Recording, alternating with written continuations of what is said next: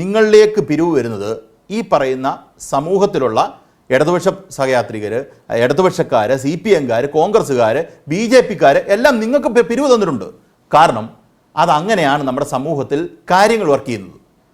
അങ്ങനെ നിങ്ങൾ പിരിവെടുത്തെന്ന് പറഞ്ഞാൽ കോൺഗ്രസ്സുകാരുടെ വീട്ടിൽ നിന്ന് കോൺഗ്രസ്സുകാർ പിരിച്ച് കോൺഗ്രസ്സുകാർക്ക് പുട്ടടിക്കാനുള്ള പൈസയല്ല തന്നത്. അതാണ് നമ്മൾ മനസ്സിലാക്കേണ്ടത്. അതാണ് ഞാൻ പറയാൻ ആഗ്രഹിക്കുന്നത്. നോക്കൂ, ഒരു സന്നിഗ്ധ ഘട്ടത്തിൽ നമ്മൾ സംസ്ഥാനം നിൽക്കുമ്പം ഈ പറയുന്ന യുവജന സംഘടന പുറത്തിറങ്ങി ഒരു സഹായ ഹസ്തവുമായി വരുന്നു.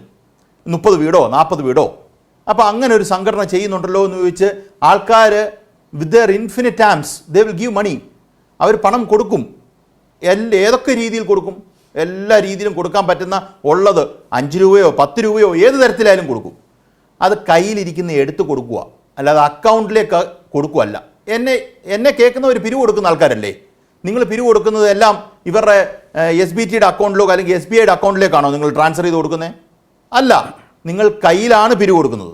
ഈ പിരിവിന് പോകുന്ന ആൾക്കാർക്ക് ചിലപ്പോൾ ചിലവുണ്ടാവും, അവരുടെ ആഹാരം ഉണ്ടാവും, അതൊക്കെ കഴിച്ചിട്ടായിരിക്കാം ചിലപ്പം പണം പോകുന്നത്, പണം അക്കൗണ്ടിലേക്ക് വരുന്നത്. കാര്യം അത് പിരിക്കുന്നവർക്ക് ഒരു കഷ്ടപ്പാടുള്ള കാര്യമാണ്.